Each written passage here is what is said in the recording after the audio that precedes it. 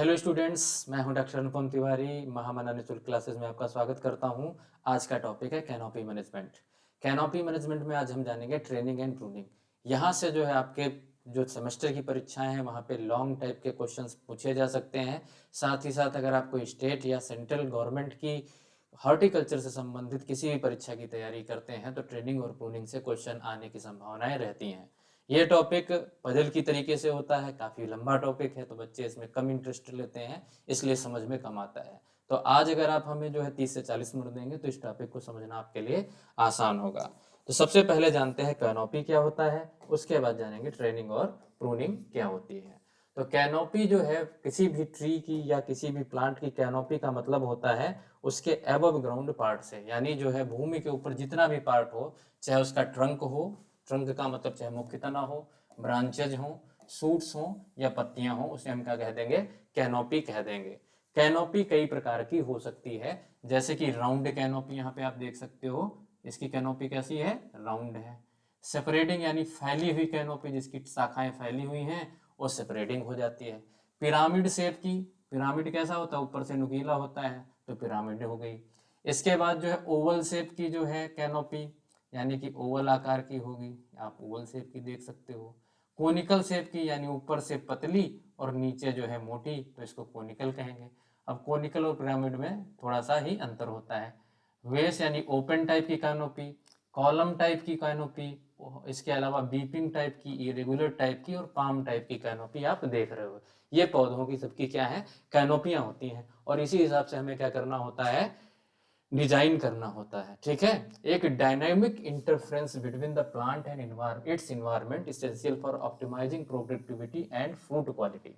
तो यहाँ पे पौधे के पास क्या है, उसकी कैनोपी है, और ये कैनोपी रिएक्ट किससे करेगी, इन्वायरमेंट से। जैसा छात्रों आप सभी जानते हो कि पौधे जो है सूर्य के प्रकाश की उपस्थिति में क्या करते हैं, फोटोसिंथेसिस करते हैं।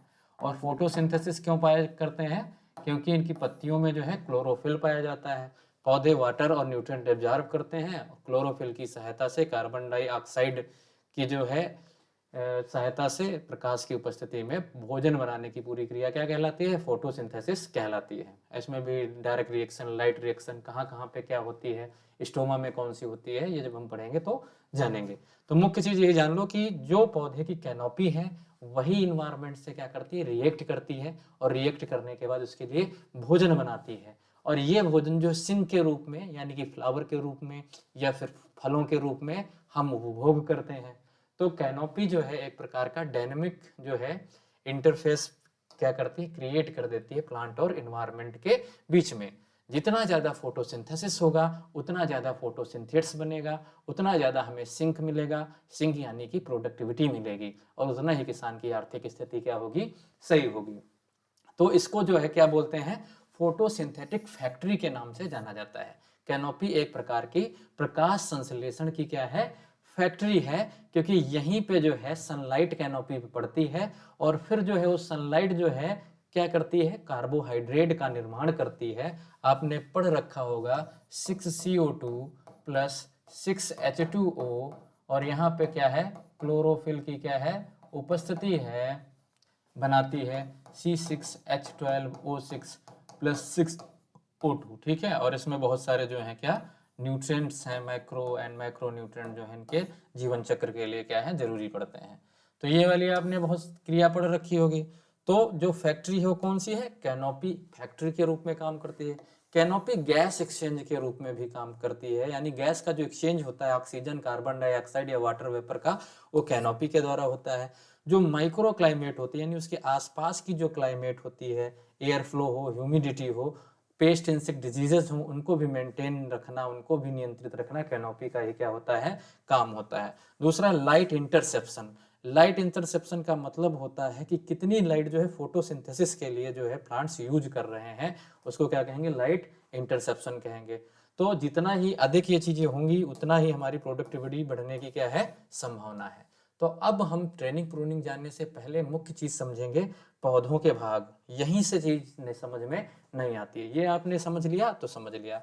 तो आपको पता है कि कोई भी पौधा हो तो किससे बनता है, सीड से बनता है। प्रोपेगेशन दोनों तरीके से हो सकता है, सेक्सुअली हो सकता है और एसेक्सुअली प्रोपेगेशन हो सकता है। तो प्लांट जो है अब यहाँ पे ये क्या है, सॉइल है, यहाँ पे छात्रों क्या है, सॉइल आपको दिख रही होगी। सॉइल के नीचे जो है जो जड़ जाती है ये मूसला मूल कहलाती है, रेडिकल, ठीक है। इसके बाद ये कौन सी, मूसला जड़ मान लो, और मूसला जड़ से ही क्या है, आपकी जड़ें जो निकली हैं उनको कहेंगे हम झकड़ा जड़े या एडवेंटेशियस रूट के नाम से जानते हैं, लिखते भी जाओ साथ साथ में। अब जहाँ पे ये रूट जो है क्या है, जुड़ी हुई है स्टेम से, इसको हम क्या बोलते हैं, क्राउन बोलते हैं। क्राउन एक स्टेम का निचला भाग कह सकते हैं, जहाँ से जड़ और जो है कौन जुड़ा हुआ है, स्टेम जुड़ा हुआ है। आप यहाँ पे एक इसको क्या मान सकते हैं, इसको क्या कह सकते हैं, क्राउन कह सकते हैं छात्रों, इसे क्या कहते हैं, क्राउन के नाम से जाना जाता है। अब इस क्राउन से एक लीडर निकली होगी, यानी यहाँ से मुख्य तना निकला हुआ होता है, इस क्राउन से क्या निकला हुआ है, मुख्य तना निकला हुआ है, और इसको बोलते हैं हम सेंट्रल लीडर। इसको क्या बोलते हैं हम, सेंट्रल लीडर के नाम से जानते हैं। इसे क्या बोलेंगे, सेंट्रल लीडर, लीडर है। और सेंट्रल लीडर जो है ऊपर की ओर वृद्धि करता हुआ चला जाता है, तो लीडर क्या है, ऊपर की ओर वृद्धि करता है। अब सेंट्रल लीडर ये होगी, सेंट्रल लीडर से जो ब्रांच निकलेगी छात्रों, सेंट्रल लीडर से क्या निकली है, जो ब्रांच निकली है हरे कलर की, इसको बोलेंगे इसका फोल्ड ब्रांच। इसको क्या बोलेंगे, इसका फोल्ड ब्रांच। ये क्या है, इसका फोल्ड ब्रांच है। अब इसका फोल्ड ब्रांचेस से छात्रों क्या निकली होती हैं, सेकेंडरी ब्रांचेस। यहाँ पे आपको सेकेंडरी ब्रांचेस देखने को मिल जाएंगी, इसे क्या कहेंगे हम, सेकेंडरी ब्रांच। और फिर सेकेंडरी से टर्टियरी, ऐसे बहुत सारी ब्रांचेस जो है आपको देखने को मिलेंगी। तो पहले आप समझ गए ये क्या है, सेंट्रल लीडर है, ठीक है। तो दूसरी आप चीज समझ गए, इसका फोल्ड ब्रांच है। तीसरा आपने देख लिया कि सेकेंडरी इसका फोल्ड ब्रांच के बारे में आपने जान लिया। फिर जो एक एंगल बनता है जो सेंट्रल लीडर और इसका फोल्ड ब्रांच के बीच में बनता है, इसे बोलते हैं क्रॉच एंगल। इसको क्या बोलते हैं, क्रॉच एंगल। क्रॉच एंगल क्या है, angle between central leader and इसका फोल्ड ब्रांच। इसका फोल्ड ब्रांच और सेंट्रल लीडर के बीच बनने वाले एंगल को ही क्या बोलते हैं, क्रॉच एंगल बोलते हैं। अब क्रॉच एंगल का जो कॉन्सेप्ट है उसमें छात्रों हमें क्या देख रखना है कि इसका एंगल कितना होना चाहिए। जैसे आजकल आपसे पूछते हैं ना कि ठंड कितनी हो रही है, कोई कहता है 4 डिग्री हो रही, 4 डिग्री नहीं, 4 डिग्री सेल्सियस जो है तापमान हो गया। एंगल हमेशा डिग्री में होता है।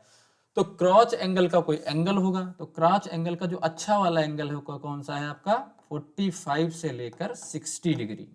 ना ज्यादा वाइड होना चाहिए और ना ज्यादा नैरो होना चाहिए। अगर नैरो होगा तो फल का जो भार है शाखा नहीं सह पाएगी, अगर ज्यादा वाइड होगा तो नीचे की ओर क्या हो जाएगा, झुक जाएगा, ठीक है।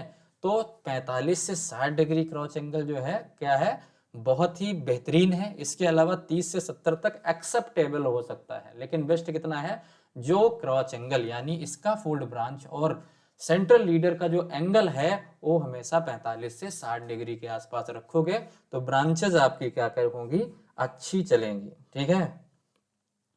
अब इसमें छात्रों एक चीज और समझने वाली बात है कि जो ये टिप है, आप ये यहाँ क्या देख रहे हैं, टिप देख रहे हैं, इसको सूट टिप बोलते हैं। इसे क्या बोलते हैं, सूट टिप बोलते हैं या एपिकल पोर्शन बोलते हैं। इसे क्या बोलते हैं, एपिकल पोर्शन बोलते हैं, ठीक है। और ये एपिकल पोर्शन जो है, एपिकल डोमिनेंस क्यों होता है, क्योंकि इसमें पाया जाता है ऑक्जिन पाया जाता है। इसमें क्या पाया जाता है, ऑक्जिन पाया जाता है। इसी तरीके से बहुत सारी ब्रांचेज आपको देखने को इधर भी मिल जाएंगी, ठीक है। इसमें क्या पाया जाता है, ऑक्जिन पाया जाता है, इसीलिए इसको क्या बोलते हैं, एसोटिप। अब जो है, जो यहाँ पे जो है, अगर मान लो एक पत्ती हो, यहाँ पे क्या हो, पत्ती हो, और यहाँ पे अगर कोई चीज निकल रही, फ्रूट बन रहा है, तो इसको बोलेंगे सूट का जो है, ये हो गया आपका एपिकल पोर्शन और ये हो गया इसका कच्छी एक्सिस, ठीक है। ये जो है ये क्या हो गया, कच्छी एरिया हो गया, जिसको एक्सिस के नाम से हम जानते हैं, ठीक है। अब हम आगे पढ़ेंगे कि कच्छी क्या है। तो कच्छस्थ कलिका और शीर्षस्थ कलिका, दो प्रकार की कलिकाएं आप देखने को मिल सकती हैं, ठीक है। अब यहाँ पे एक और प्रकार के जो तने, जहाँ पे ये आप देख रहे हैं, जहाँ पे क्राउन है, क्राउन से छात्रों निकलता है आपका सकर, तो इसको क्या कहते हैं, सूट सकर या रूट सकर के नाम से जानते हैं। अलग अलग प्रकार के सकर जैसे बनाना में निकलते हैं, इनको क्या बोलते हैं, सकर से बोलते हैं। इनको क्या बोलते हैं, सकर के नाम से यानी प्रतान के नाम से जाना जाता है हिंदी वाले बच्चों। साथ ही साथ वाटर स्प्राउट निकलते हैं, जो पुरानी शाखाएं हो जाती हैं उनसे कुछ वाटर स्प्राउट निकलते हैं जो बिल्कुल सीधे निकलते हैं। इनमें ब्रांचिंग हैबिट नहीं होती है, इनमें ब्रांचिंग हैबिट नहीं होती है। और ये जो है इनमें पत्तियां जो है काफी क्या होती हैं, बड़ी सी पाई जाती हैं, बहुत तेजी से बढ़ते हैं। इनको बोलते हैं वाटर स्प्राउट। और इसमें फ्रूटिंग नहीं होती है, ना ही फ्लावरिंग होती है। ठीक है, वाटर स्प्राउट के बारे में जान गए। अब कुछ शाखाएं एक दूसरे को क्या कर देती हैं, क्रॉस कर देती हैं। इस एंगल से निकल कर इसको निकल गया, तो इस शाखा जहां क्रॉस कर रही है क्या है, क्रिस क्रॉस ब्रांचिंग हैबिट है। किस क्रॉसिंग ब्रांचिंग हैबिट है, जहां पे एक दूसरे को अल्टरनेट काट रही हैं, तो क्रिस क्रॉस ब्रांचिंग हैबिट के नाम से जानते हैं। अब एक और होता है जिसको स्पर बोलते हैं। स्पर एप्पल के केस में देखते हो कि जो पुरानी शाखाएं होती हैं, और इन पुरानी शाखाओं से जो है, स्पर का मतलब एक घोड़े में हुक जैसा नुमा होता है, उसे बोलते हैं स्पर। तो ठूंठ जैसा आकार आपको दिखाई देगा, और बहुत इसके पास पास क्या होंगे, जो इसमें आपको पता है कि जड़ में नोड और इंटरनोड नहीं पाए जाते हैं, तने में नोड और इंटरनोड पाए जाते हैं। ये मुख्य अंतर है, कई एग्जाम में पूछा भी गई, कई बार आपको बताया भी, फिर भी आप गलत लगाते आए। तो इसमें जो है, जो इंटरनोड होंगे तो को बहुत पास पास होंगे, बहुत ज्यादा बड़े नहीं होंगे, और यहीं से फ्रूटिंग होती है। तो इसको क्या बोलते हैं हम, स्पर बोलते हैं। इसको क्या बोलते हैं, स्पर के नाम से जाना जाता है। अब जो है इसमें हम अगर देखें तो सबसे पहली चीज कैनोपी हमारी क्लियर हो गई। जो भी पार्ट यहाँ से लेकर यहाँ तक है ये कैनोपी है, आप जानते हैं। यानी कि अबव ग्राउंड जो पौधे का पार्ट है, चाहे सेंट्रल लीडर हो, चाहे सूट टिप हो, चाहे ब्रांचेज, इसका पोड ब्रांचेज हों, ये सब क्या है, चाहे सकर हों, ये सब क्या है, कैनोपी में आती हैं। दूसरा सूट, करंट सीजन जो वेजिटेटिव ग्रोथ होती है किसी भी शाखा की, उसको क्या बोलते हैं हम, इसके उसमें सूट बोलते हैं।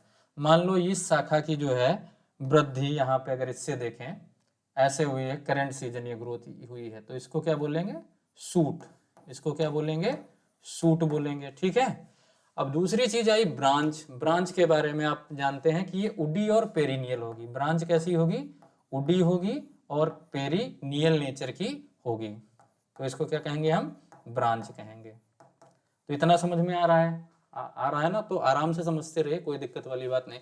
इसका 4 ब्रांचेस क्या है, primary structure branch forming tree framework. जो प्राइमरी ब्रांचेस जो निकल रही हैं उसको क्या कहते हैं हम, ये क्या है, इसका फोल्ड ब्रांच है। ठीक है। सेकेंडरी ब्रांच कहाँ से निकलती है, प्राइमरी ब्रांच से जो निकली है उसको सेकेंडरी ब्रांच कहते हैं। अगला जो है, इस पर हमने क्या बताया, ये एक बहुत छोटा, क्योंकि इसकी इंटरनोडल डिस्टेंस क्या होती है, कम होती है, स्टबी होती, ठूंठदार ब्रांच है, जो कि प्रोडक्टिव होती है, जिससे फ्रूट्स निकलते हैं। वाटर स्प्राउट की अगर बात करें, उस ये बिगरस होंगे, अपराइट ज्यादातर ये जाते हैं, नॉन फ्रूटिंग सूट्स होते हैं, इसमें ब्रांचेस नहीं होती हैं। ठीक है। ये लाइट कलर के होते हैं और चमकीले होते हैं। टर्मिनल बड की अगर बात करें तो जो सूट टिप के ऊपर ये बड है, इसको क्या कहेंगे, टर्मिनल बड। यहाँ पे ऑक्जिन उपस्थित होता है। ठीक है। एक्जिलरी बड का बात जो है, लीफ एक्जिल पे जो मिलता है उसे क्या कहेंगे, एक्जिलरी बड कहेंगे। तो यहाँ पे जो है लीफ एक्जिल, एक्सिस नहीं, ये क्या है, एक्जिल है, इसको सुधार लेना। लीफ एक्जिल पे जो मिलेगा उसे क्या कहेंगे, एक्जिलरी बड। क्रॉच एंगल की बात करें तो ट्रंक और ब्रांच के बीच जो एंगल है वही कौन सा एंगल है, क्रॉच एंगल है। लीडर की अगर बात करें तो मेन जो भी स्टेम गया है यही क्या है, लीडर है। फ्रूटिंग वुड की बात करें, जहां पे फ्रूट्स आती हैं जिस वुड में, उसको क्या कहते हैं, फ्रूटिंग वुड। जहां पे फ्रूटिंग एंड फ्लावरिंग आती है उसको क्या कहेंगे, फ्रूटिंग वुड कहेंगे। और पूरे जो है सूट्स में जहां जहां पे सरफेस है उसको क्या कहेंगे, फ्रूटिंग सरफेस। तो इतना चीज समझ में अगर आ गया है तो ट्रेनिंग प्रूनिंग आप बहुत आसानी से कर लेंगे। तो छात्रों अब हम पढ़ते हैं ट्रेनिंग प्रूनिंग। इससे पहले आप इसका स्क्रीनशॉट ले लो। ठीक है, ले लिया, चलते हैं। कुछ चीजें और हैं जो हमें जाननी जरूरी है, जैसे लाइट इंटरसेप्शन की बात करें, लाइट पेनिट्रेशन की बात करें, कैनोपी डेंसिटी की बात करें, एरेशन की बात करें, फोटोसिंथेटिक एफिशिएंसी की बात करें, इसका आप पहले क्या लेना है, आपको स्क्रीनशॉट लेके रख लेना है। ठीक है। बाकी हम इसको समझाते जाएंगे और आगे आपको समझ में आता जाएगा। मान लो याद ना रहे तो इस स्क्रीनशॉट को देख को आप क्या कर सकते हो, पढ़ सकते हो क्या चीजें हैं। बाकी हम सारी चीजों को आगे डिस्कस करेंगे। ठीक है। या तो वीडियो बहुत ही क्या हो जाएगा, लंबा हो जाएगा, इसमें भी आधे घंटे लग जाएंगे। अब सबसे पहले जानते हैं ट्रेनिंग के बारे में, जो आपको एग्जाम में लिखना है। तो ट्रेनिंग या प्रूनिंग जो है एक प्रकार की क्या है, ट्रेनिंग को हिंदी में कहते हैं संधाई। ट्रेनिंग हिंदी वाले क्या कहते हैं इसे, संधाई। और प्रूनिंग को क्या कहते हैं, कटाई और छटाई, कटाई और छटाई। तो कटाई छटाई जो है ये लेटर स्टेज में होती है और संधाई जो है अर्ली स्टेज में की जाती है, यानी कि जब से प्रारंभिक अवस्था में होती है तब से की जाती है। दोनों में जो है प्लांट के पार्ट्स को काटा जाता है। ट्रेनिंग में मेनली ब्रांच को काटते हैं, जबकि प्रूनिंग में लीफ को भी काटते हैं या रूट को भी काट सकते हैं। बहुत सारी चीजें जो अंतर है, अंतर की बात ना करके हम सबसे पहले क्या करें, सबसे पहले training refers to the judicious removal. अब यहाँ पे एक शब्द यूज किया गया है जुडिशियस। जुडिशियस का मतलब होता है न्यायिक। जुडिशियस का मतलब क्या होता है, न्यायिक। आप जाते हो जब किसी से लड़ाई करते हो, कहाँ जाते हो, अदालत जाते हो, तो अदालत में आपको न्याय मिलता है। तो यहाँ पे भी आपको न्यायिक रूप से क्या करना है, प्लांट के पार्ट को काटना है। तो ट्रेनिंग का मतलब क्या है, judicious removal and proper orientation of plant part. तो सबसे पहले हमें क्या करना है, प्लांट पार्ट का जुडिशियस रिमूवल करना है प्रॉपर ओरिएंटेशन में, ठीक है, न्यायिक रूप से एक जो है प्रॉपर ओरिएंटेशन में पौधे के किसी भाग को काट देना विद द ऑब्जेक्टिव, एक उद्देश्य के साथ, of developing a desired shape and framework. आपका उद्देश्य क्या है इसमें, इसका शेप जो है, जो हमारी आवश्यक है, आवश्यकता है, डिजायर्ड है, उसके अनुसार हो जाए, और फ्रेमवर्क कैसा हो जाए, स्ट्रॉन्ग हो जाए, जिससे कि ये जो इसमें क्रॉप आए उसके हैवी लोड को क्या कर सके, उठा सके, और साथ ही साथ जो है ये एडवर्स वेदर कंडीशन में, जहाँ पे विंड्स बहुत तेज चलती हैं, वहां पे ये सरवाइव कर सके। सिंपली अगर इसको देखें तो ऐसे भी लिख सकते हैं छात्रों, जो इतनी बड़ी डिफिनेशन नहीं याद रख सकते हैं वो सीधे लिख दो, judicious removal of plant part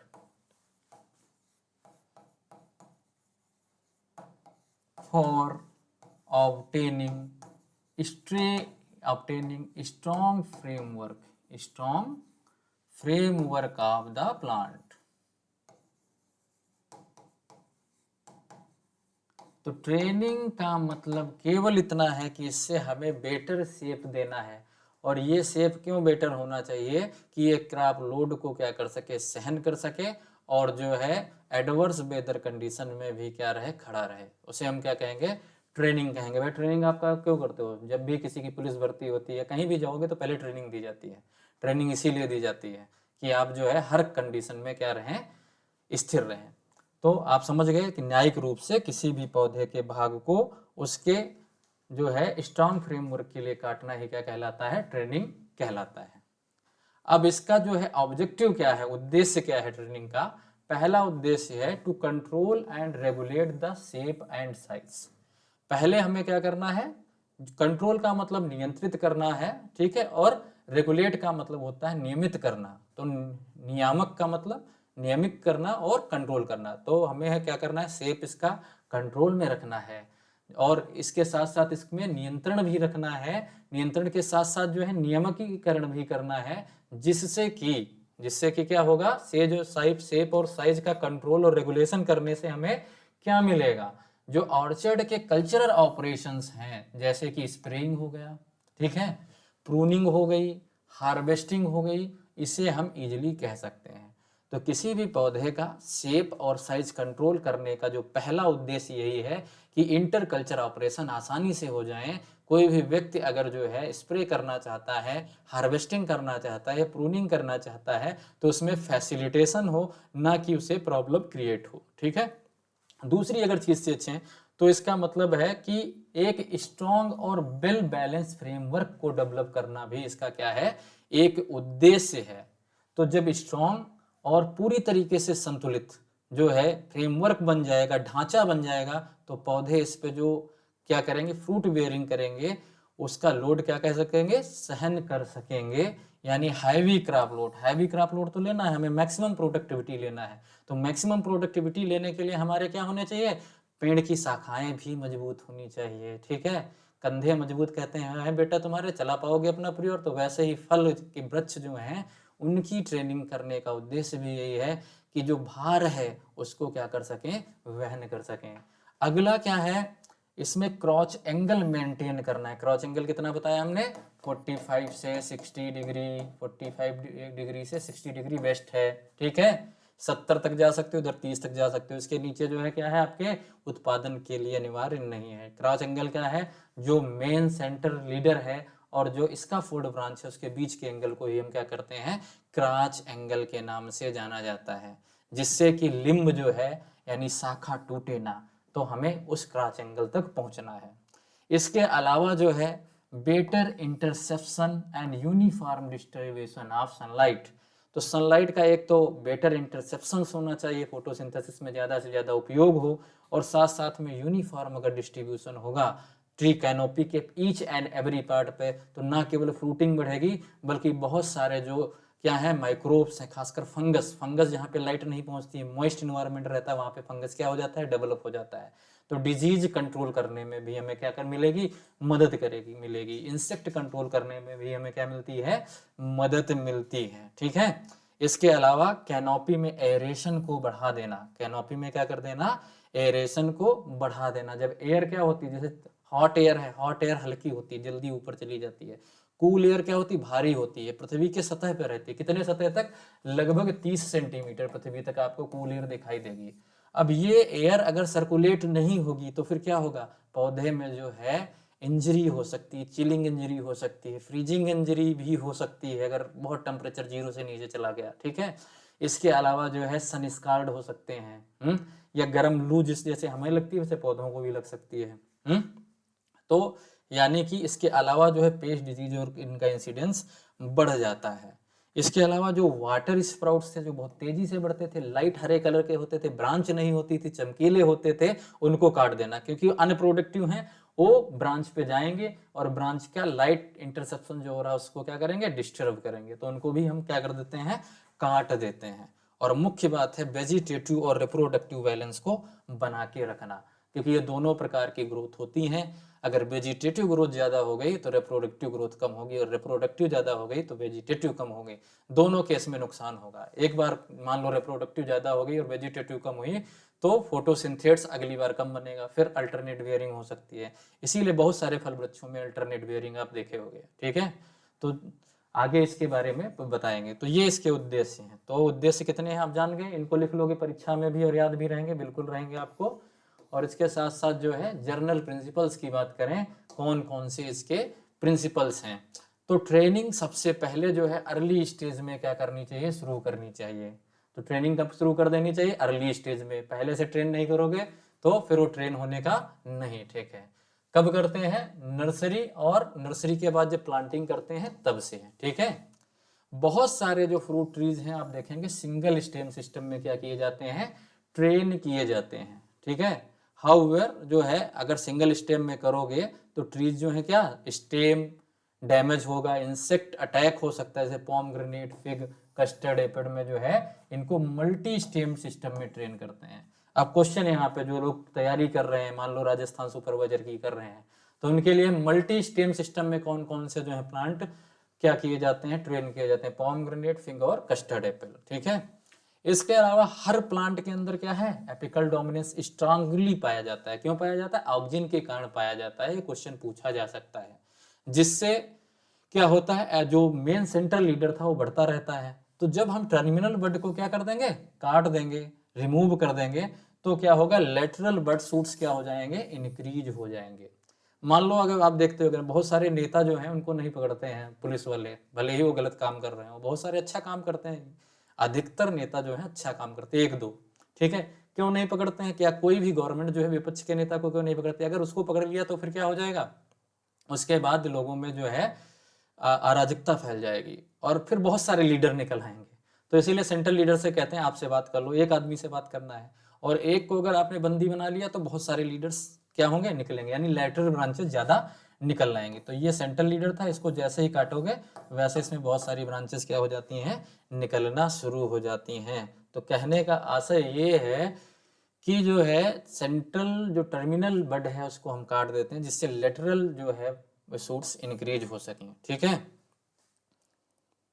इसके अलावा जो है हेल्दी जो होंगे उन्हें हम सेलेक्ट करेंगे, जो भी लेटरल बड नए निकले, और जो वीक फुट के वो क्या कर देंगे, रिमूव कर देंगे।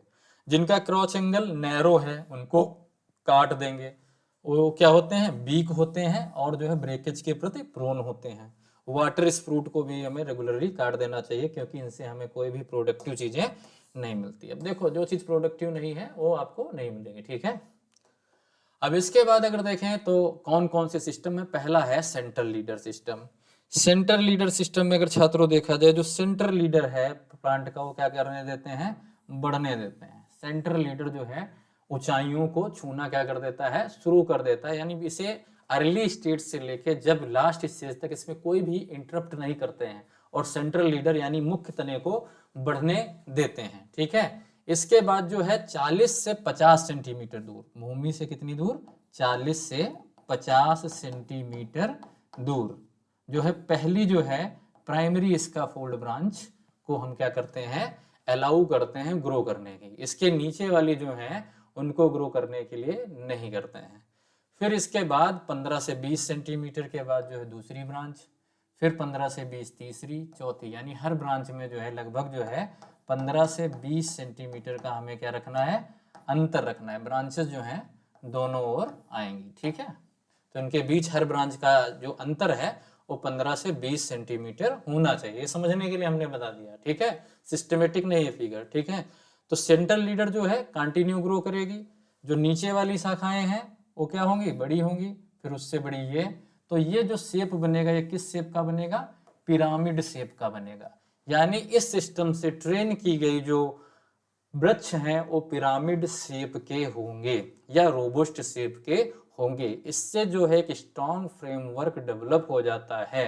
लेकिन इसमें सबसे बड़ी दिक्कत क्या है, जो लोअर ब्रांचेस हैं उनको सनलाइट बहुत कम मिलती है। जो नीचे की शाखा है, मान लो ये शाखा है, तो इसकी जो सनलाइट अगर यहाँ पे सूरज निकला तो नीचे की शाखा पे जो प्रकाश है वो कम पड़ता है, तो प्रोडक्शन कम होगा, ठीक है। दूसरी चीज है, अपर पोर्शन ट्री पे ही जो है ज्यादातर आपको बियरिंग देखने को मिलती है, लोअर पोर्शन पे नहीं मिलती। इसी कारण हार्वेस्टिंग करना डिफिकल्ट होता है कि आपको चढ़ के जो है ऊपर तक जाना है, फिर हार्वेस्ट करना है। तो यहाँ पे हार्वेस्टिंग करना, स्प्रेइंग करना, ये सारी चीजें डिफिकल्ट हो जाती हैं। साथ ही साथ विंड के प्रति, डैमेज के प्रति भी ये क्या हो सकता है, सहनशील नहीं होता है। विंड ब्रेकेज इसमें आपको देखने को मिल जाएगा। ये हाई एल्टीट्यूड सिस्टम जो है, हाई एल्टीट्यूड या एरिड रीजन में जहाँ विंड वेलोसिटी बहुत ज्यादा होती है, अधिक ऊंचाई पे विंड वेलोसिटी क्या होती है, बहुत ही ज्यादा होती है, वहां पे ये सिस्टम अपनाना नहीं चाहिए। अगला जो सिस्टम है, अब क्या है, अब क्या किया गया, सेंट्रल लीडर को खत्म करके ओपन कर दिया गया, ओपन सेंटर सिस्टम या ओपन बेस सिस्टम बनाया गया। इस सिस्टम में क्या किया गया, अर्ली स्टेज में जो ही प्लांट को क्या किया गया, रिमूव कर दिया। पौधा था सेंट्रल लीडर, जैसे 40 से 50 सेंटीमीटर का हुआ वैसे ही इसे क्या कर दिया गया, रिमूव कर दिया, कट कर दिया गया। 40 से 50 सेंटीमीटर जैसे ही कहाँ से हुआ, जमीन से, वैसे इसे क्या कर दिया जाता है, हेडिंग बैक कर दिया जाता है। इसके बाद 3 से 5 जो है इसका फोल्ड ब्रांचेस इसमें क्या की जाती हैं, रखी जाती हैं। 4 और ये 5 ब्रांचेस, ये क्रिस क्रॉस नहीं करनी चाहिए, ठीक है, ये देख लेना है। और अगर क्रिस क्रॉस ब्रांचेस है उनको हमें क्या कर देना चाहिए, काट देना चाहिए। अब इसका सेंटर जो है वो क्या हो गया, ओपन हो गया, सेंटर ओपन हो गया। अब सेंटर ओपन हो जाने से सबसे बड़ी चीज क्या है, ये किस शेप का हो गया, बाउल शेप का हो गया, कटोरे जैसा लग रहा है नहीं, या फिर जो है ये झाड़ी नुमा दिखाई देता है। इसकी मेरिट्स क्या है कि इसमें जो इंटरसेप्शन ऑफ लाइट है वो बहुत ही अच्छा होता है, यूनिफॉर्म डिस्ट्रीब्यूशन, जो भी सनलाइट पड़ती है वो यूनिफॉर्म आपको देखने को मिल जाती है। इसके अलावा एरेशन और फ्लावरिंग जो है सभी ब्रांचेस पे आपको देखने को मिलती है। हार्वेस्टिंग, प्रूनिंग, स्प्रेइंग ये सब आसानी से कर लेते हो क्योंकि साइज इसका बहुत बड़ा नहीं होता है। साथ ही साथ जो है ट्री जो है शार्ट रहता है। हाई डेंसिटी प्लांटिंग के लिए भी आप क्या कर सकते हो, उपयोग में लाया जा सकता है, ठीक है।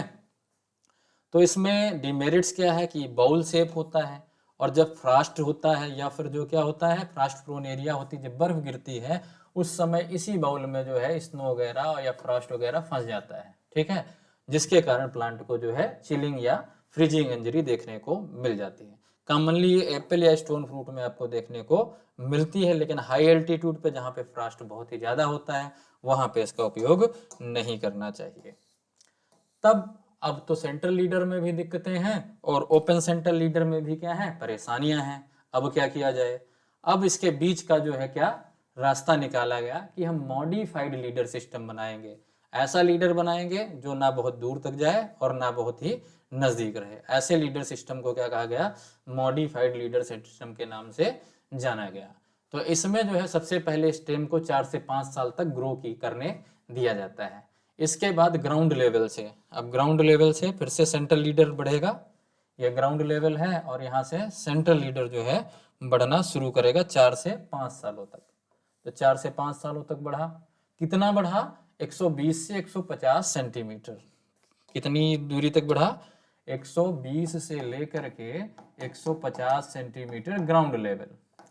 ये फंडे की बात बता रहे हैं, क्रॉप टू क्रॉप वेरी करता है, हर क्रॉप का अलग अलग ट्रेनिंग और प्रूनिंग सिस्टम है जो आप क्रॉप में पढ़ेंगे, ठीक है। तो 4 से 5 साल तक जो है इसे बढ़ने दिया जाता है ग्राउंड लेवल से 120 से 150 सेंटीमीटर से। इसके बाद जो है पहली जो शाखा आएगी वो 40 सेंटीमीटर हाइट पे आएगी। कितने पे आएगी, 40 सेंटीमीटर हाइट की जो है, 40 से 50 हमने बताया था, उतने ही सेंटीमीटर पे जमीन से पहली शाखा।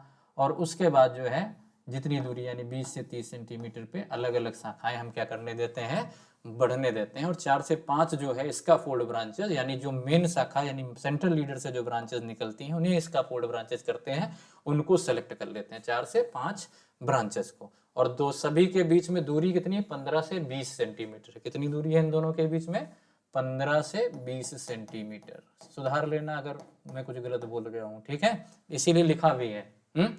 तो 15 से 20 सेंटीमीटर इन टोटल। अब इसमें क्या है, हाइट जो होगी वो मॉडरेट होगी, ना ज़्यादा बड़ी होगी ना ज़्यादा छोटी होगी। सभी ब्रांचेस सनलाइट पाएंगी। Better yield and fruit quality आपको देखने को मिल जाती है। फोटोसिंथेसिस अच्छी क्वालिटी का बनता है, डिजीज पेस्ट इंसेक्ट नहीं होते हैं। ईजी जो है फैसिलिट, ईजी और ऑपरेशन जो है जैसे हार्वेस्टिंग करो, स्प्रेइंग करो, ये भी ईजी रहती हैं। सुटेबिलिटी जो है ज़्यादातर ये सिस्टम बहुत सारी फ्रूट क्रॉप्स में आपको देखने को मिल जाता है। इसे कहते हैं मॉडिफाइड सेंट्रल लीडर सिस्टम। इन्हीं तीनों लीडर सिस्टम के अनुसार ही जो अगले जो ट्रेनिंग के सिस्टम हैं, जितने भी ट्रेनिंग के सिस्टम हैं, इन्हीं 3 सिस्टम्स के आधार पर ही चलते हैं। कुछ स्पेशल टाइप के जैसे Bush system. Bush system simple सा कौन सा सिस्टम है आपका, open centre system. Open centre system और बुश सिस्टम जो है जनरली एक ही जैसा है। इसमें प्लांट को जनरली जो है 2 मीटर तक ग्रो किया जाता है। 2 मीटर तक ग्रो करके इसकी हेडिंग बैक करते हैं। तो कितने मीटर तक किया गया, 2 मीटर तक। अब जैसे हेडिंग बैक करोगे वैसे ही इसमें क्या आ जाएगा, शाखाएं आना, लेटरल बड्स आने क्या हो जाएंगे, शुरू हो जाएंगे, ठीक है। फिर इसके बाद जो है फर्स्ट ईयर जो है during the first year the plant is headed back at, पहले साल जो है 70 सेंटीमीटर पे करते हैं। फिर इसके बाद जो है 25 से 30 सेंटीमीटर जमीन से जो है ग्राउंड लेवल से जो हम बता रहे थे 25 से 30 मीटर तक सेंटीमीटर तक कोई भी ब्रांच इसमें उगने नहीं देते हैं। तो इसमें मेनली आपको जो हाइट बनानी है किसी भी ट्री की, उसको बुश की तरीके से बना देनी है, 2 मीटर से जो है अधिक ना होने पाए। पहली जो कट है हेड बैक जो 70 सेंटीमीटर पे करते हैं। जो पहली शाखा निकलेगी वो ग्राउंड लेवल से 25 से 30 सेंटीमीटर ऊपर होनी चाहिए। 3 से 4 ब्रांचेज जो हैं इसमें हम सेलेक्ट करते हैं और इसका सेंटर जो है ओपन रहता है। एप्पल में ये ऐसा देखा गया है, हालांकि अब ये कोई नहीं करता है, लेकिन आप जान जाओ। दूसरा पिरामिड सिस्टम है, ये सेंट्रल लीडर सिस्टम जैसा मेथड है, इसीलिए इसका नाम क्या है, पिरामिड सिस्टम दिया गया है, ठीक है। तो लोअर ब्रांचेस की लॉन्ग रहेंगी, अपर ब्रांचेस की क्या रहेंगी, शॉर्ट रहेंगी। ये कोनिकल या पिरामिड शेप का आपको देखने को मिल जाता है, ठीक है। तो ग्राउंड लेवल से फर्स्ट ब्रांच जो है 20 सेंटीमीटर हाइट पर ही होनी चाहिए। बाकी सारी चीजें वही, याद करने की कोई जरूरत नहीं है। उसको याद करके अगर लिख दोगे तो ये आपका क्या हो जाएगा, सही हो जाएगा। नेक्स्ट अगर देखें तो स्पेलर सिस्टम जो है ये थोड़ा सा आपको समझने की जरूरत है। अब इस सिस्टम में क्या करते हैं, इस स्पेलर टर्म एक प्रकार का जो है फ्रेंच ओरिजिन का टर्म है, जिसका मतलब होता है फेंस। फेंस देखे हो, जो बाड़ लगाई जाती है, तो फेंसिंग होते हैं। तो या फिर फ्रूट वॉल भी इसे बोलते हैं, या फिर जो है क्या बोलते हैं, पालिंग के नाम से जानते हैं, ठीक है। ये एक प्रकार का ट्रेनिंग का मेथड है जो कि सपोर्ट सिस्टम। अब इसको ही आगे चल के कॉर्डन सिस्टम या फिर टटूरा टेलीज सिस्टम बन जाता है। तो वायर के सहारे इसमें क्या किया जाता है, प्लांट्स को छाटा जाता है। अब इसमें होता क्या है, आपके इसमें सबसे पहले जो है क्या करते हैं, 6 टायर्स पे जो है या 6 हॉरिजेंटल ब्रांचेस ली जाती हैं। अब यहाँ पे जो है मान के चलो ये जो है 2 खंभे लगा दिए गए इधर उधर, और यहाँ पे जो है वायर बांध दिए जाते हैं, 1 वायर, 2 वायर और 3 वायर। फ्रूट वाल नाम ही है इसका, फ्रूट वाल, पैलिंग या फेंस। अब ये कितनी दूरी पे होंगी, पहली जो है ये भूमि से 60 से 70 सेंटीमीटर पे होगी। अब इसको गुणा करते हुए चले जाओ, तो पहली 60 से 70 पे होगी, तो दूसरी वायर आप कितने पे बांधोगे, 130 से 140 पे। इसमें ये कितनी होगी, 60 से 70, और दूसरी कितने पे पहुंच जाएगी, ये होगी 130 से 140 सेंटीमीटर फ्रॉम द ग्राउंड, यहाँ से। और अगली जो है फिर बांधोगे आप 200 से 210 या 200 सेंटीमीटर से लेकर 210 सेंटीमीटर फ्रॉम द ग्राउंड, ठीक है, ग्राउंड से जो है। तो इस प्रकार से 3 इसमें क्या बनाई जाती हैं, वायर जो है स्ट्रेच कर दी जाती हैं, ठीक है। इसके ऊपर जो है क्या किया जाता है, कोई भी प्लांट लगा दिया जाता है और उसको इस पे क्या कर दिया जाता है, चढ़ा दिया जाता है, जिसका स्टेम, अब यहाँ पे एक प्लांट लिया गया ऐसे ऐसे, और इसकी शाखाओं को यहाँ पे कस के क्या कर दिया गया, बांध दिया गया। तो ये 6 जो है शाखाएं जो हम बता रहे थे, 6 हॉरिजेंटल ब्रांचेज यहाँ पे क्या कर दी गई, टाई अप कर दी गई, और इन्हीं को हम ट्रेन प्रून करते रहते हैं, और इसी पे शाखाओं में क्या आते रहते हैं, फल आते रहते हैं। ज़्यादातर इनकी दिशा जो होनी चाहिए नॉर्थ और साउथ की ओर होना चाहिए, जिससे कि मैक्सिमम लाइट को ये क्या कर सकें, रिसीव कर सकें, ठीक है। अब ये किस में किया जाता है, एप्पल में, पियर में किया जाता है, ठीक है। तो फ्रूट वाल भी बनाई जाती हैं। नेक्स्ट अगर देखें छात्रों, तो नेक्स्ट जो है इसका नाम है क्रोडन सिस्टम। स्पिलियर सिस्टम ऑफ ट्रेनिंग ही चल रहा है, तो ये सिस्टम आप यहाँ पे देख रहे हो, वहाँ पे मैंने बना दिया था, यहाँ पे शायद 2 स्लाइड्स हो गई, तो कोई बात नहीं, आपके लिए तो फायदे की बात है। तो इस प्रकार से जो है स्पिलियर सिस्टम जो है काम करता है, आप यहाँ पे पूरी तरीके से देख रखे हो। तो ये फ्रूट वाल के नाम से भी जाना जाता है। अगला जो सिस्टम है छात्रों, इसका नाम है कोर्डन सिस्टम। कोर्डन यानी कि सिंगल स्टेम। अब कोर्डन कोई जैसे एक स्टेम है, केवल सिंगल ही स्टेम रखा जाएगा, तो इसको सिंगल कोर्डन सिस्टम कर देंगे। अब इसी को 3 स्टेम रख दिए गए, तो इसको क्या कर देंगे, ट्रिपल, ऐसे ही डबल। तो साइज के ऊपर होते हैं, सिंगल क्रोडन, डबल क्रोडन और ट्रिपल क्रोडन जो है, कितने मेन स्टेम रखे जाते हैं। क्रोडन का मतलब होता है मेन स्टेम या मेन सेंट्रल लीडर को क्या बोलते हैं, कॉर्डन के नाम से जानते हैं, ठीक है।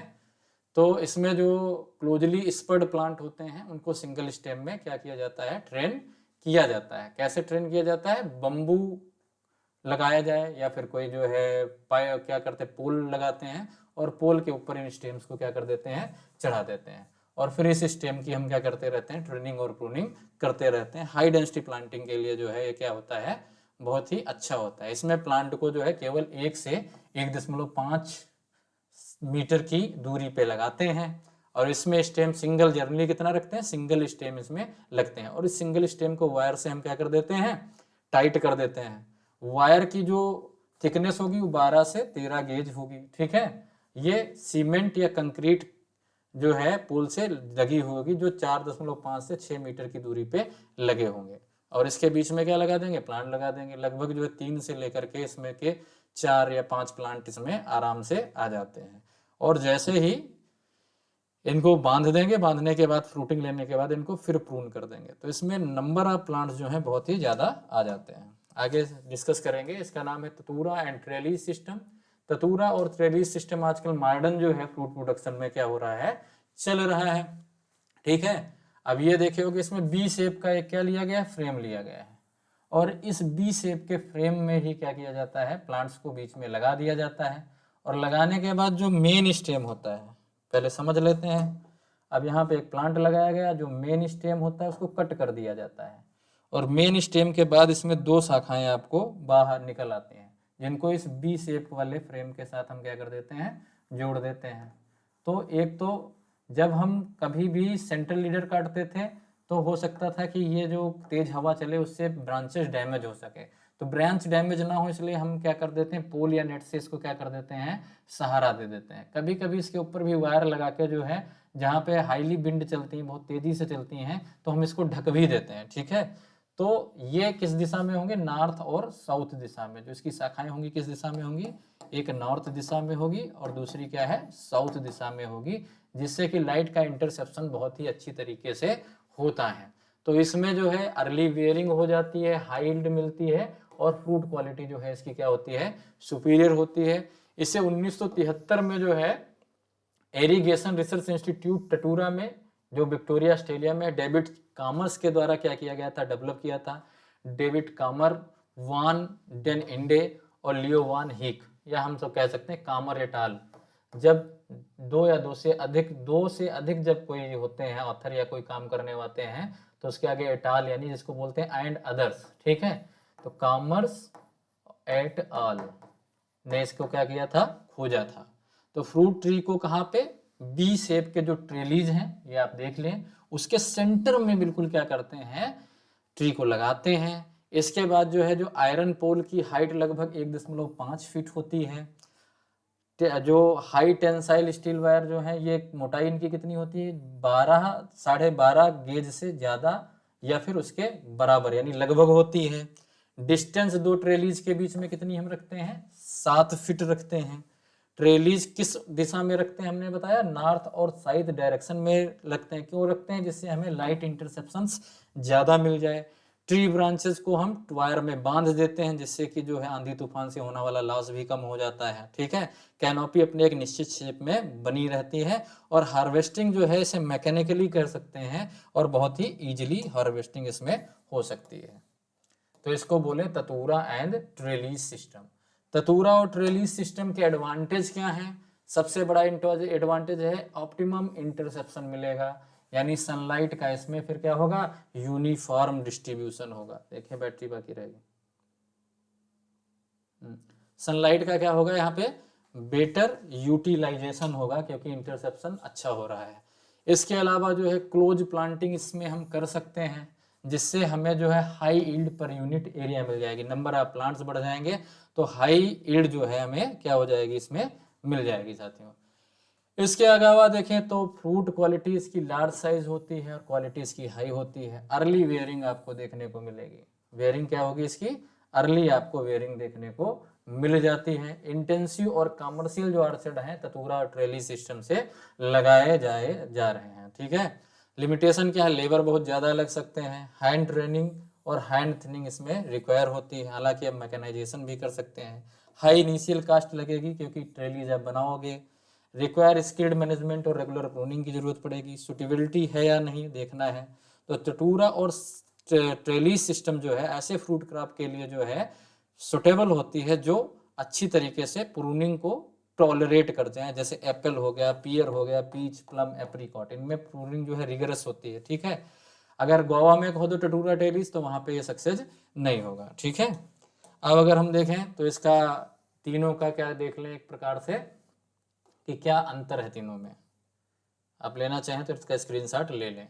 नेचर ऑफ ट्रेनिंग, जैसे क्रोडन में हमने बताया था सिंगल स्टेम ट्रीज होते हैं, पतले पतले इनके स्टेम्स होते हैं, चाहो तो आप 2-3 स्टेम रख सकते हो। क्रोडन में 6 स्टेम तक भी मैंने देखे हैं कि क्रोडन में ग्रेप्स रखे गए हैं, ठीक है।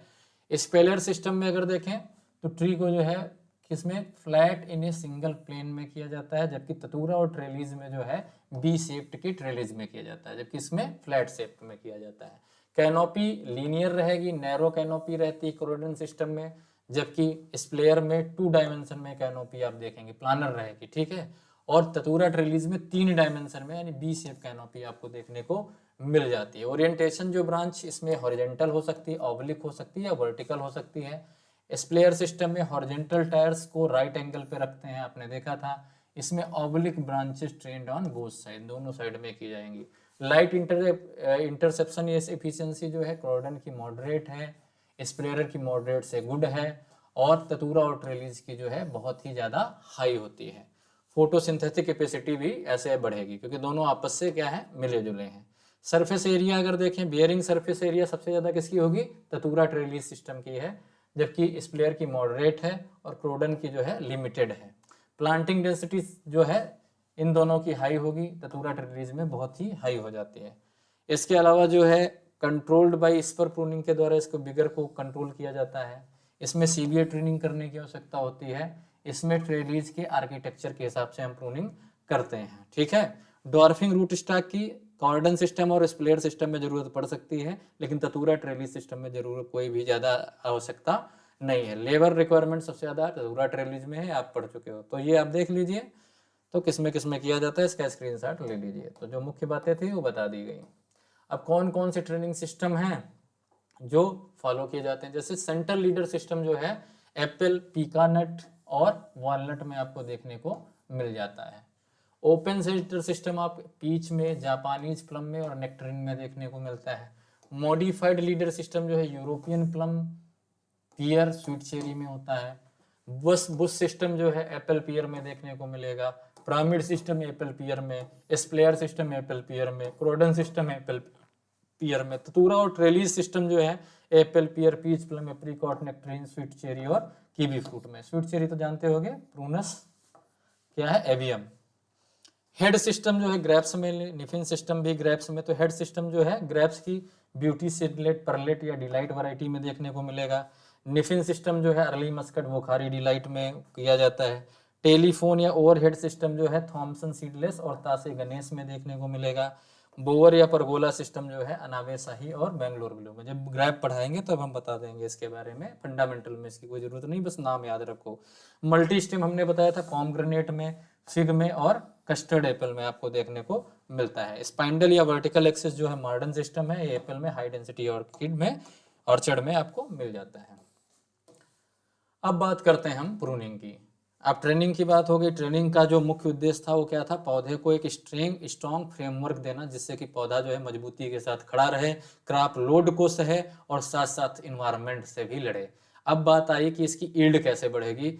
तो जब ईल्ड बढ़ाने के लिए, गुणवत्ता युक्त ईल्ड लेने के लिए किसी भी प्लांट के पार्ट को क्या करते हैं हम, रिमूव करते हैं, तो उसे हम क्या कहते हैं, प्रूनिंग कहते हैं। ट्रेनिंग प्रूनिंग में मुख्य अंतर इसकी डेफिनेशन से भी बता सकते हैं।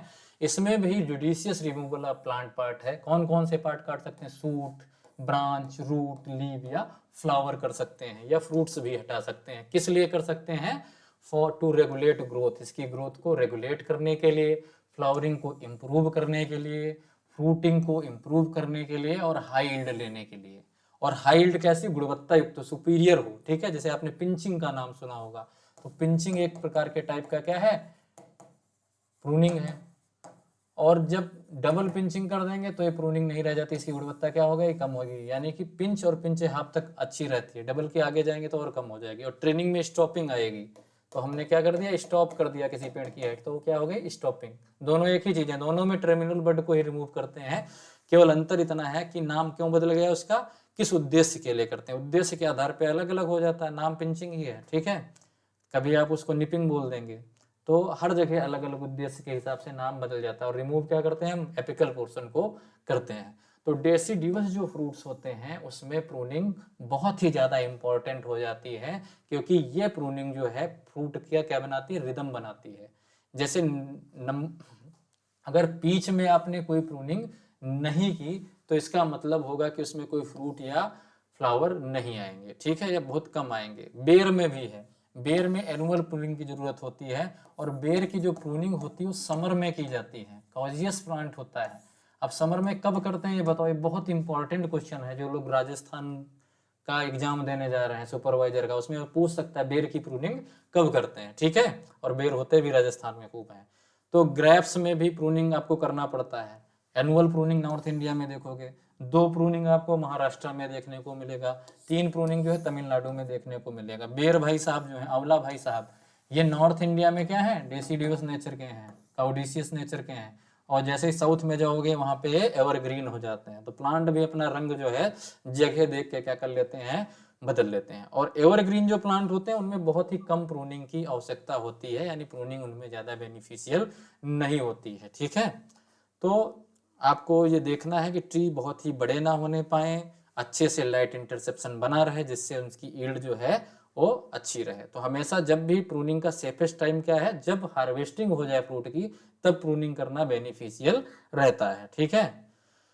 तो आगे आप देखेंगे कि प्रूनिंग के उद्देश्य क्या हैं। जैसे हमने ट्रेनिंग के उद्देश्य देखे थे, वैसे प्रूनिंग के पहला उद्देश्य क्या है छात्रों, पहला यही उद्देश्य है कि वेजिटेटिव ग्रोथ और रिप्रोडक्टिव ग्रोथ में जो है बैलेंस बना रहे। दोनों में अगर बैलेंस रहेगा तो यील्ड हर साल मिलती रहेगी। बैलेंस गड़बड़ हुआ तो एकांतर फलत की ओर जाएंगे, यानी अल्टरनेट बेयरिंग। अल्टरनेट बेयरिंग का मतलब होता है, अब यहाँ इसको ग्राफ से समझते हैं। तो मान लो ये सन 2000 था, यहाँ पे सन 2001 आ गया, यहाँ पे सन 2002 आ गया, या 25 भी लिख सकते हैं, जो आप लिखना चाहें लिख लो।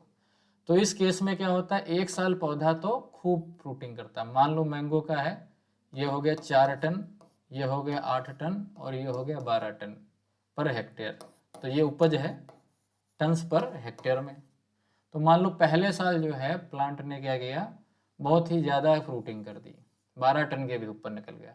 लेकिन दूसरे साल जो है वो कितना कर रहा है, केवल 1 टन या 2 टन कर रहा है। तो ये ग्राफ कुछ ऐसे बनेगा। तीसरे साल फिर हाई पहुंच गया और चौथे साल जो है बिल्कुल फ्लावरिंग या फ्रूटिंग, इसमें सॉरी फ्रूटिंग नहीं हुई। तो इस ग्राफ से ये समझ में आता है कि एकांतर फलित जो है एक प्रकार की ऐसी जो है फिजियोलॉजिकल कंडीशन है किसी भी प्लांट के जीवन में, जिसमें एक वर्ष पौधे तो अधिक फ्रूटिंग करते हैं, लेकिन दूसरे वर्ष भी उससे बहुत ही नगण्य या बिल्कुल ही फ्रूटिंग नहीं करते हैं। उसे क्या कहते हैं, एकांतर फलित कहते हैं। मैंगो में पाई जाती है, एप्पल में एकांतर फलित भी पाई जाती है, रिपोर्ट की गई है। तो इसको हम क्या कहेंगे छात्रों, एकांतर फलित के नाम से जानेंगे। तो हमें वेजिटेटिव और रिप्रोडक्टिव ग्रोथ बना के रखना है, प्लांट के साइज और शेप को कंट्रोल करना है, जिससे ऑपरेशन इजीली हो जाए। रेगुलर बेयरिंग की बात देखो आ गई। रेगुलर बेयरिंग कैसे रेगुलर बेयरिंग होगी, फ्लावरिंग और फ्रूटिंग को रेगुलेट करके। इसके अलावा फ्रूट के साइज को, कलर के और क्वालिटी को बढ़ाना भी इसका क्या है, उद्देश्य है। जो भी डिजीज्ड हैं, जो भी रोगी हैं, जो भी डैमेज्ड हैं, जो भी क्या है डैमेज हो गई हैं, क्षतिग्रस्त, जो भी डेड है, मर गई हैं शाखाएं, जो भी इंसेक्ट इन्फेस्टेड हैं। अब यहाँ पे डिजीज्ड क्या होती हैं, ये इन्फेक्टेड होती हैं। डिजीज के केस में इन्फेक्शन बोला जाता है और इंसेक्ट के केस में इन्फेस्टेशन बोला जाता है, इसीलिए इन्फेस्टेशन ब्रांच। तो ऐसी ब्रांचेस को हमेशा क्या कर देना चाहिए, काट देना चाहिए। वही पत्ती जो पेड़ को पूरी जीवन भर क्या बना के देती है, फोटोसिंथेसिस बना के देती है, और जैसे ही अवशेषण होता है वैसे ही पौधा उसे क्या कर देता है, त्याग देता है, जब काम का नहीं रह जाता। तो प्लांट अपनी पत्तियों को भी त्याग देता है अगर वो काम की नहीं रहती है। तो इसीलिए आपको जीवन में सीखना चाहिए कि आप हमेशा जो है अपना कार्य कुशलता और ईमानदारी से करते रहें। ठीक है। इसके अलावा अगर देखें तो लाइट पेनिट्रेशन और एयर सर्कुलेशन अच्छा होगा, तो कैनोपी जो है क्या होगी, प्रोडक्टिव बनेगी। जो ओल्ड ऑर्चर्ड हो जाते हैं, अनप्रोडक्टिव ऑर्चर्ड हो जाते हैं, उनको रिजुविनेट करने के लिए भी हम प्रूनिंग करते हैं। ठीक है। इसके अलावा स्प्रेइंग, हार्वेस्टिंग या जो भी इंटरकल्चर ऑपरेशन आसानी से हो उसके लिए करते हैं। तो याद हो गए, लिख लोगे ना एग्जाम में, लिख लोगे। हिंदी में पढ़ाने की किसी जरूरत है या समझ में आ रहा है आपको, आ रहा होगा समझ में। तो प्रूनिंग के प्रिंसिपल्स क्या है, तो पूरी प्रूनिंग जो है लेटर स्टेज में होती है, जबकि ट्रेनिंग जो है किस स्टेज में होती है, अर्ली स्टेज में की जाती है। तो प्रूनिंग बियरिंग स्टेज से पहले की बात है ये। ठीक है, अकॉर्डिंग टू बियरिंग। और प्रूनिंग को बियरिंग हैबिट के अनुसार हमें क्या करना चाहिए, सबसे पहले प्रूनिंग करने से पहले ये जानना जरूरी है, जज साहब आपको क्या करना है, न्यायिक रूप से पौधे की टहनियों को रिमूव करना है। और आप साहब को पता नहीं है कि इसकी बियरिंग हैबिट क्या है, इसका प्रभाव क्या पड़ेगा, इसे अगर फांसी की सजा दे देंगे तो इसके घर वाले कहाँ रहेंगे। तो सबसे पहले उसको सजा ऐसी देनी है, किसी भी सजा नहीं देनी है, उसके तो अच्छाई के लिए कर रहे हैं। तो उसका अगर किसी व्यक्ति की अच्छाई करने जा रहे हो तो अच्छाई करने के लिए उसकी बारे में जानो कि उसे क्या चीज़ अच्छी लगती है, क्या चीज़ बुरी लगती है। अब मान लो किसी को लड्डू अच्छे नहीं लगते हैं और आप सोचे कि इसको लड्डू खिला देंगे, इसको अच्छा लग जाएगा, तो फिर क्या हो जाएगा, वो नाराज हो जाएगा आपको। तो उसकी हैबिट के बारे में जानना आपको क्या है, जरूरी है कि कैसे बेयरिंग करता है, टर्मिनल करता है या फिर एक्जिल पे करता है। अब वहाँ पे टर्मिनल और एक्जिल वाली बात आई जो मैंने पहले आपको समझाया था। इसीलिए आपको क्लियर होना चाहिए कौन कौन से पार्ट्स होते हैं। तो बेयरिंग हैबिट के आधार पे, यानी ये करंट सीजन ग्रोथ पे प्लांट में फ्रूट्स आते हैं, प्रीवियस सीजन की वुड ग्रोथ पे प्लांट पे फ्रूट्स आते हैं। अगर पता चला करंट पे आ रहे हैं, आपने करंट वाला ही प्रून कर दिया तो उसमें क्या आएगा, फ्रूट आएगा नहीं आएगा। तो ओल्ड वाला आया, ओल्ड वाला काट दिया। वाटर स्प्राउट्स और सकर्स को भी हम क्या कर देते हैं, रेगुलर रिमूव करते रहते हैं। अब सकर जो है, एक तो हमने बताया कहाँ से निकलते हैं सकर, क्राउन से निकलते हैं। दूसरे सकर कहाँ, अब रूट स्टॉक जो है जिससे क्या बनता है, जड़ बनता है। और रूट स्टॉक में हमने क्या लगाया है, साइन लगाया है। क्या लगाया है छात्रों, साइन, साकुर। अब यहाँ पे हमने एक साकुर लगाया है जिससे हमें फलत मिल रही है, यहाँ से ये शाखाएं गई हैं। अब हमेशा रूट स्टॉक में, रूट स्टॉक के क्या आएंगे, सकर आएंगे। रूट स्टॉक जो है यहाँ से सकर निकलेंगे। तो जो रूट स्टॉक जो वृद्धि विकास करेगा इन सकरों की ज़्यादा करने लगेगा, और इनको कम करने लगा। तो घर की बात है, तो बाहर का कोई व्यक्ति आके रहने लगा किसी के घर में, तो इनको हमें क्या कर देना चाहिए, समय समय पे रिमूव कर देना चाहिए। इसके अलावा जो वाटर स्प्राउट है, जो अनप्रोडक्टिव, हम क्या करें। इसके अलावा जो क्राउडेड हैं, बहुत ही घनी टहनियाँ हैं, क्रिस क्रॉस्ड हैं, यानी कि आपस में क्या हुई है, कटी हुई हैं, इधर से ऐसे निकली हुई हैं, टेढ़ी मेढ़ी हैं, तो इनको भी हम क्या कर देते हैं, रिमूव कर देते हैं। बीक और नैरो क्रॉच एंगल वाली भी शाखाओं को हमें काट देना चाहिए। प्रूनिंग जो है वो क्लीन हो, कट इसके स्मूथ बनाए जाएं, जिससे कि बार्क में इंजरी ना होने पाए। ऐसा नहीं आप प्रूनिंग कर रहे हो किसी मोटी शाखा की, छाल उसकी पूरी नीचे तक फट गई, तो ये हमें ध्यान रखना है। प्रूनिंग जो है अच्छे से हमें करनी रहती है। तो जो भी बड़ी मोटी ब्रांचेज होती हैं वो अंडर साइड से पहले कट कर लो, पहले नीचे से कट करो, फिर ऊपर से, जिससे कि उसके जो है बार्क स्प्लिटिंग ना हो। ठीक है। प्रूनिंग जो है फ्लावरिंग सीजन से पहले होनी चाहिए। डेसिडियस में क्या है, इंपॉर्टेंट है, कब करना चाहिए, ड्यूरिंग डोरमेंट पीरियड में कर लेना चाहिए। जैसे बेर होते हैं, बेर जैसे खत्म, वैसे बेर की प्रूनिंग कर दी जाती है। हम लोग बहुत गुस्सा होते थे, 4-5 बेर बचते थे, वो भी पता चला काट दिया। क्यों सोचते थे अब ये इसलिए गुस्सा हो रहा है कि इसके बेर हम खा रहे हैं, लेकिन ऐसा नहीं था, वो प्रूनिंग होती थी आखिरी में, डोरमेंट पीरियड में। अब उसके बाद जब जो है इंजरी हो जाएगा, जैसे ट्रेनिंग हो या प्रूनिंग हो, तो हमें क्या कर देना है, उस पर बोर्डियाक्स मिक्सचर का या किसी भी फंजीसाइड का लेप लगा देना चाहिए। ठीक है, टिपकोनाजोल वगैरह, जिससे कि उसमें कोई भी इन्फेक्शन या इन्फेस्टेशन ना पहुंचे। तो बोर्डियाक्स पेस्ट लगा देते हैं। अब बोर्डियाक्स पेस्ट और बोर्डियाक्स मिक्सचर का कॉम्प्लेक्स नेचर क्या होता है, क्या क्या मिलाया जाता है, लाइम, लिनसीड या फिर वाटर, क्या क्या मिलाया जाता है, उसका क्या प्रोपोर्शन है, कमेंट करके बताओ। बहुत इंपॉर्टेंट क्वेश्चन है, किसी भी एग्जाम में आएगा। बाकी हम तो बताएंगे ही आपको।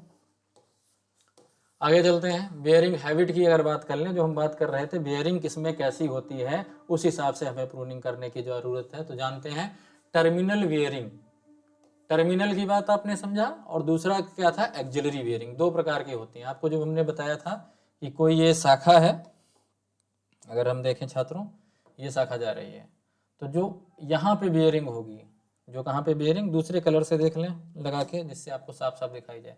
जो बेयरिंग क्या हो रही है, बिल्कुल शीर्ष पे हो रही है इस बेयरिंग को, और दूसरी बेयरिंग जो है वो कहाँ पे होगी, एक्जिल पे होगी। लीफ जहाँ पे निकल रही है, यहाँ पे मान लो पत्ती निकली है, और यहाँ पे अगर कोई बेयरिंग हो गई यहाँ पे, तो इसको क्या बोलेंगे, एक्जिलरी बेयरिंग। जो कहाँ हो रही है, एक्जिल पे हो रही है, इसको क्या बोलेंगे, एक्जिलरी बेयरिंग के नाम, और इसको क्या बोलेंगे, टर्मिनल बेयरिंग। अब समझ गए, टर्मिनल और एक्जिलरी यानी लीफ के किनारे, और दूसरी कहाँ पे हो रही, बिल्कुल जो टर्मिनल पोर्शन है। ये चीज हमें मालूम होना चाहिए, और इसी से हम ट्रेनिंग प्रूनिंग क्या करते हैं, डिसाइड करते हैं। तो चलते हैं, टर्मिनल वेयरिंग ओल्ड सीजन पे कौन कौन, ये बहुत इंपॉर्टेंट है, जो लोग तैयारी फ्रूट साइंस से कर रहे हैं या फिर जो एग्जाम देने जा रहे हैं। मैंगो, मैंगो में टर्मिनल वेयरिंग देखने को आपको मिलेगी। गुच्छा कहाँ होता है, बिल्कुल आगे। लीची में भी देखने को मिलेगा, और बनाना में भी टर्मिनल वेयरिंग आपको दिखाई देता है। तो बनाना के जो मेल पार्ट को रिमूव करना क्या कहलाता है, डी नोबलिंग कहलाता है। ठीक है, ऐसे क्वेश्चन भी आपको देखने को मिल जाते हैं। तो ऐसे में हेडिंग बैग जो है बहुत ही मिनिमल होना चाहिए। शाखाओं को ऊपर से अगर काट दोगे तो बेयरिंग कहाँ पे होगी, तो इसमें ज़्यादा से ज़्यादा आप क्या कर सकते हो, टिप प्रूनिंग कर सकते हो। ठीक है, मेनली इसमें थिनिंग की जाती है, पूरी शाखा को क्या कर दिया जाता है, काट दिया जाता है, थिनिंग आउट। इसके अलावा जो है सूट टिप को काटना थोड़ा क्या है, अवॉइड करना चाहिए, क्योंकि वहीं पे क्या है, फ्लावरिंग है।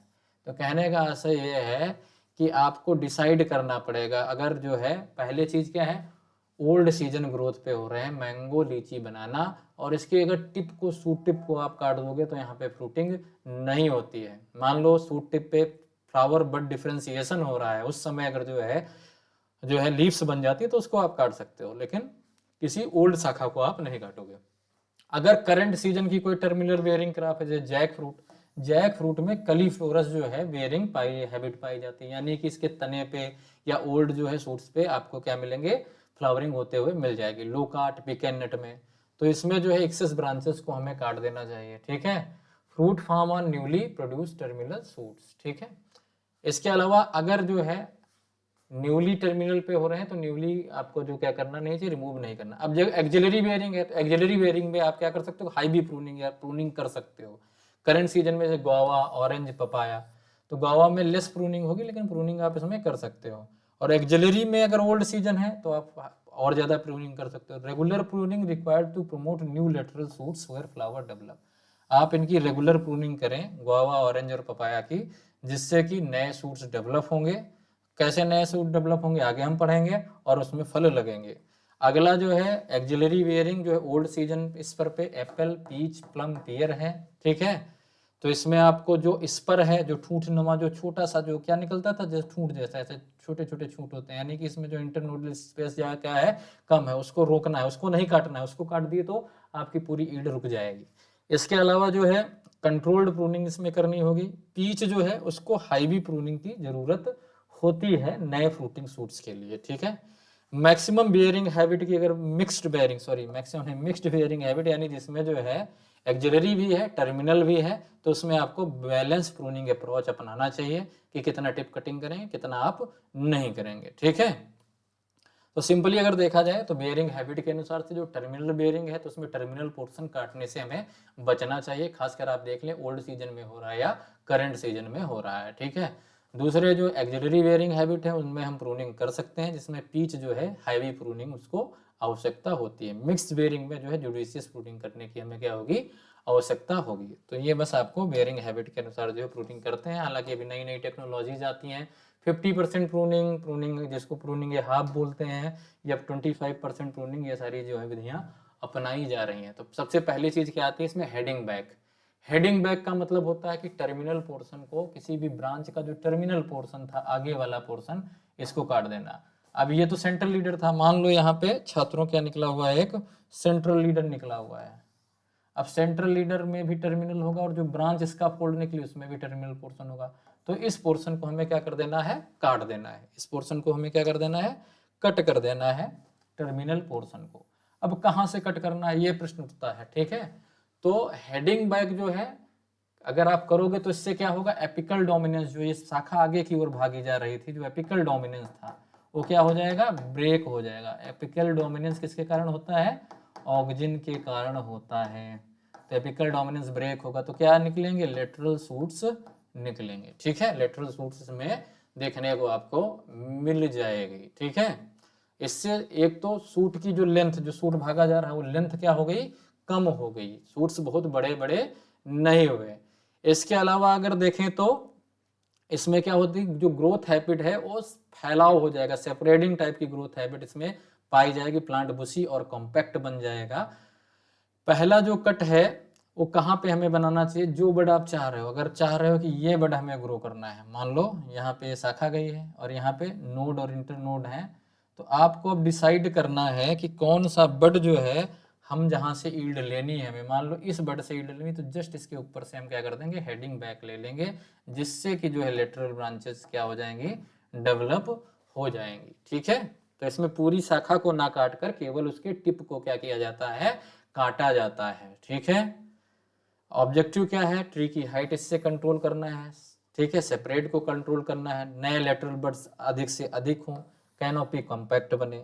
इसके अलावा जो है रेगुलर फ्लावरिंग और फ्रूटिंग करवाने के लिए वीक जो प्लांट हैं या अनप्रोडक्टिव जो सूट्स हैं उनको रिजुविनेट करने के लिए। तो जो आप टॉपिंग ऑफ हेजेस देखते होगे, हेज आप काटते हो ना, हेज को जो है हमेशा क्या करते हैं हम, हेडिंग बैक करते हैं, उसकी शाखाओं के हेड को काटते रहते हैं, जिससे लेटरल ब्रांचेस आती रहती हैं और हेज जो है जनरली क्या हो जाती है, डेंस हो जाती है। तो वहाँ पे एपिकल डोमिनेंस हम क्या कर रहे हैं, ब्रेक कर रहे हैं, हेज एज, ये सब आपने पढ़ा होगा। अगला जो दूसरा मेथड है प्रूनिंग का वो है थिनिंग आउट। तो दो ही मेथड है, हेडिंग बैक और दूसरा थिनिंग आउट। थिनिंग आउट में पूरी शाखा को हम क्या कर देते हैं, काट देते हैं। थिनिंग आउट में जैसे ये शाखा जो है यहाँ पे क्रॉच एंगल अच्छा नहीं है तो इन शाखाओं को काट दिया, तो इनको क्या कहेंगे, थिनिंग आउट। इसमें पूरी शाखा को काट देते हैं। इसका मुख्य उद्देश्य ये नहीं होता कि हमें ज्यादा से ज्यादा लेटरल ब्रांचेस चाहिए, इसका मुख्य उद्देश्य होता है कि पूरे जो कैनोपी है उसमें प्रकाश अच्छे से इंटरसेपेट हो, ठीक है। तो पहला जो इसमें अगर देखा जाए, जो कट जो है वो ट्रंक के पास जो है या पेरेंट ब्रांच के पास जो है क्लोज जाके हमें बनाना चाहिए, जबकि हेडिंग बैक में हम कट जो है जिस जो है बड को ग्रो करना चाहते थे उसके पास में लगाते हैं। इससे एक्सेसिव वेजिटेटिव ग्रोथ जो है इससे नहीं होती है, ठीक है। इसके अलावा जो है नेचुरल शेप जो है ट्री का बना रहता है, ठीक है। इसके अलावा जो है ये longer growth of shoot left after remove branch, जब ब्रांच हटा दी जाएगी जो सूट होगा उसकी ग्रोथ क्या हो जाएगी, बढ़ जाएगी। इससे स्ट्रक्चर ट्री का क्या हो जाएगा, ओपन हो जाएगा, ठीक है। और ये जो है टर्मिनल बेयरिंग वाले जो प्लांट होते हैं जिनमें बेयरिंग कहाँ पाई जाती है, टर्मिनल पाई जाती है, उनके लिए अच्छा होता है, क्योंकि अगर टर्मिनल में हेडिंग बैक करोगे तो क्या हो जाएगा, आपकी प्रोडक्शन कम हो जाएगी। दोनों में अंतर आप देख सकते हो। अब यहाँ पे कुछ स्पेशल ट्रेनिंग की टेक्निक्स हैं जो आपके एग्जाम में पूछी जाती हैं। ये मेनली जो है जो बच्चे तैयारी कर रहे हैं हॉर्टिकल्चर से वो देख लें। रूट प्रूनिंग, रूट प्रूनिंग का मतलब होता है बेस ऑफ प्लांट के 40 सेंटीमीटर दूर में रूट्स को काट देना। इसका पर्पज होता है प्लांट को ड्वार्फ बनाए रखना, फ्लावरिंग को इंड्यूस कर देना।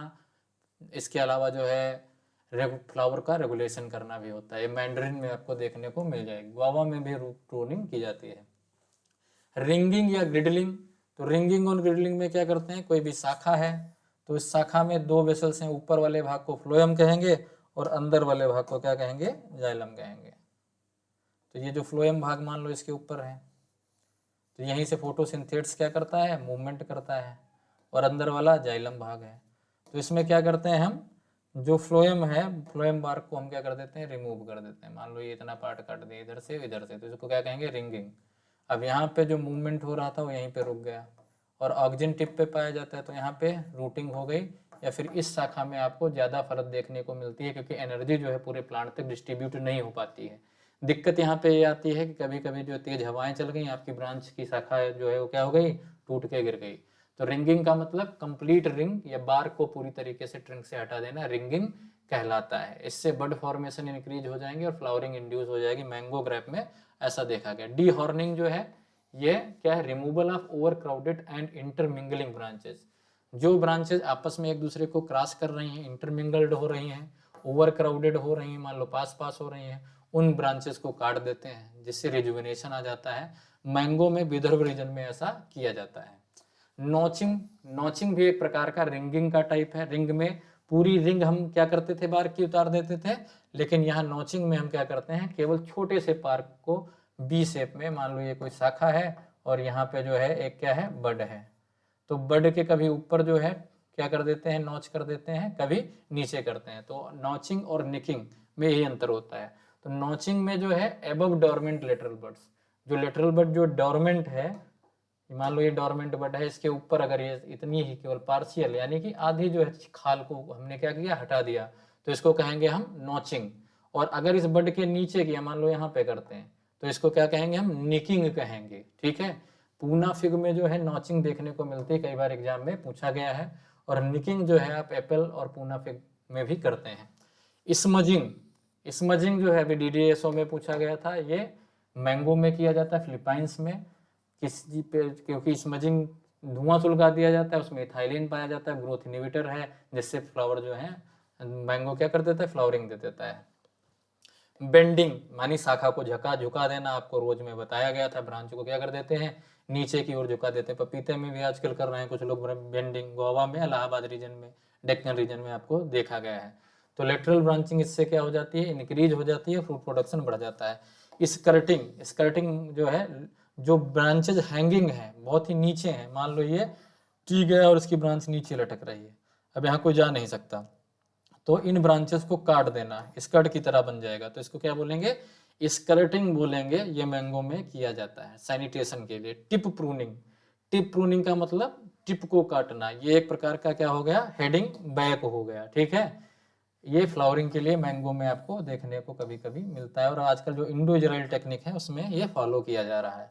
फ्लावर फ्रूट थिनिंग जो है, इसमें जो है एक्सेस फ्लावर बड और स्मॉल फ्रूट्स को क्या कर देते हैं, को हटा देते हैं, जिससे कि हमें मैक्सिमम बड़े साइज के क्या मिल पाए, फ्रूट्स मिल पाए। क्योंकि ज़्यादा नंबर ऑफ फ्लावर्स होंगे तो ज़्यादा से ज़्यादा वो क्या करेंगे, एनर्जी लेंगे, और वो एनर्जी सभी जगह बढ़ जाएगी। मान लो एनर्जी तो उतनी है, रुपये 10 हैं, 10 लोग अगर होंगे तो 1-1 रुपये पाएंगे, और 2 लोग होंगे तो 5-5 पाएंगे। यानी फ्रूट का साइज क्या रह जाएगा, अगर ज़्यादा ब्रांचेज होंगी तो फ्रूट का साइज जो है छोटा रह जाएगा। तो इसलिए कम जो है अगर वो क्या होंगे, फ्रूट्स होंगे और फ्लावर्स होंगे तो उनका साइज क्या हो जाता है, बढ़ जाता है, ठीक है। ग्रिडलिंग और यहाँ पे आपने पढ़ा था रिंगिंग, दोनों लगभग एक ही चीज़ है। 2 से 3 मिलीमीटर की जो है नैरो स्ट्रिप को क्या कर देते हैं, रिमूव करते हैं। ग्रिडलिंग एंड रिंगिंग इसका नाम ही है। लीफ प्रूनिंग जो है, ओल्ड और सेनेसेंट लीव्स को क्या कर दिया जाता है, हटा दिया जाता है। आप ये लीफ प्रूनिंग डेट फार्म में भी देख सकते हैं, या हर प्लांट वहाँ पे आप देखेंगे। टॉप वर्किंग या टॉप ग्राफ्टिंग देखते हैं, जिससे जो है वैरायटीज हम चेंज कर लेते हैं।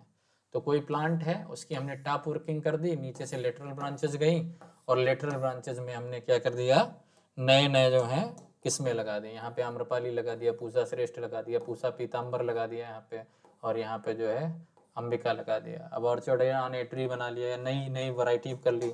मान लो जो वैरायटी हैं अब वो फॉरेन में क्या नहीं हो रही है, एक्सपोर्ट नहीं हो रही है, तो हम जो है क्या कर सकते हैं, इसकी जो है हेडिंग बैक करके जो है नई नई वैरायटियां लगा सकते हैं। अब कुछ जो क्वेश्चन जो हम पूछते हैं, पहला क्वेश्चन है रीजनरेशन का, क्या है, heading back promotes vegetative growth near the cut and.